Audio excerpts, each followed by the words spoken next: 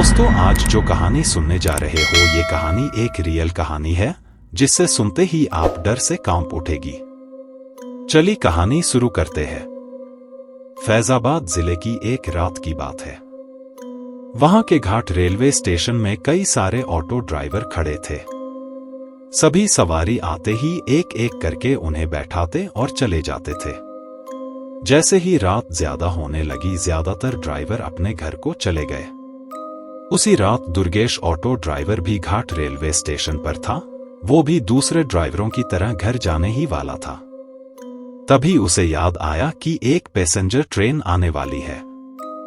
दुर्गेश और 3-4 ऑटो चालक उसी पैसेंजर ट्रेन के इंतजार में रुक गए। तभी जोर जोर से बारिश होने लग गई। रात तो थी ही, लेकिन बादलों की वजह से चांद की रोशनी भी नजर नहीं आ रही थी। बादल गरजते और बिजली चमकती तो कुछ उजाला नजर आता, वरना अमावस्या से भी ज्यादा काली रात हो गई थी। कुछ ही देर में पैसेंजर ट्रेन आई।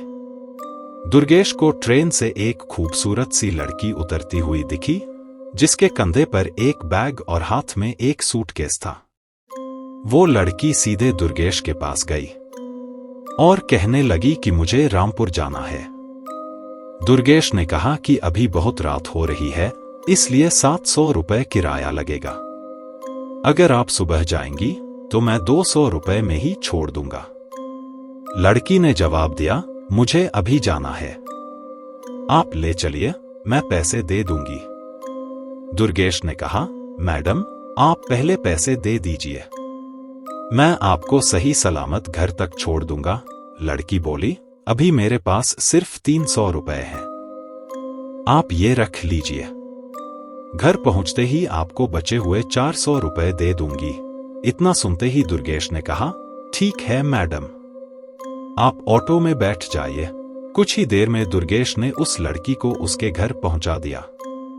वो लड़की ऑटो से उतरी और घर के अंदर चली गई। दुर्गेश अपने 400 रुपए के इंतजार में खड़ा रहा। आधा घंटा बीत गया, लेकिन लड़की लौटकर नहीं आई। दुर्गेश के मन में हुआ कि अंदर जाकर देख लेता हूं कि वो अब तक क्यों नहीं आई। उसने घर की घंटी बजाई और जोर जोर से आवाज लगाने लगा।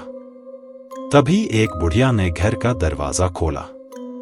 दुर्गेश ने उससे कहा कि एक मैडम यहां ऑटो से आई थी, उन्होंने मेरे 400 रुपए देने हैं, वो अब तक पैसे लेकर बाहर नहीं आई। बुढ़िया ने हैरानी से पूछा, कौन मैडम? यहां तो मैं और मेरे पति के अलावा और कोई नहीं रहता। हाँ, मेरी बेटी पहले रहती थी, लेकिन वो 5 सालों से यहां नहीं रह रही है। दुर्गेश बोलने लगा, क्यों, अब वो कहां रहती है? मैंने शायद आपकी ही बेटी को यहां तक छोड़ा है, आप एक बार अच्छे से देखिए। बातों ही बातों में दुर्गेश की नजर सामने दीवार पर गई। वहां उसी लड़की की तस्वीर लगी हुई थी जिसे वो ऑटो में बैठाकर लाया था। दुर्गेश ने बुढ़िया से पूछा, वो दीवार पर जिसकी तस्वीर लगी है वो आपकी बेटी है? बुढ़िया ने जवाब दिया, हाँ, वो ही मेरी बेटी है। क्यों, क्या हुआ? तुम ऐसे क्यों पूछ रहे हो? हाँ, जवाब सुनते ही दुर्गेश बोल पड़ा, माताजी, मैंने कहा था न कि मैं आपकी बेटी को ही घर लाया हूं, यही मेरे साथ ऑटो में बैठकर आई थी। आप अब जल्दी से मेरे पैसे दे दीजिए।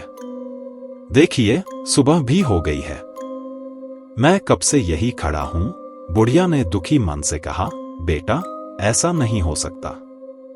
हाँ, ये मेरी बेटी है, लेकिन 5 साल पहले ये ट्रेन के नीचे आकर मर चुकी है। तब दुर्गेश ने बोला, आपका बेटी ट्रेन के नीचे कैसे गया? तब बुढ़िया ने बोला, बेटा वो एक लंबी कहानी है। दरअसल क्या हुआ था कि मेरी बेटी उसकी पति के साथ गुड़गांव जा रहा था, लेकिन ट्रेन में सीट खाली नहीं थी।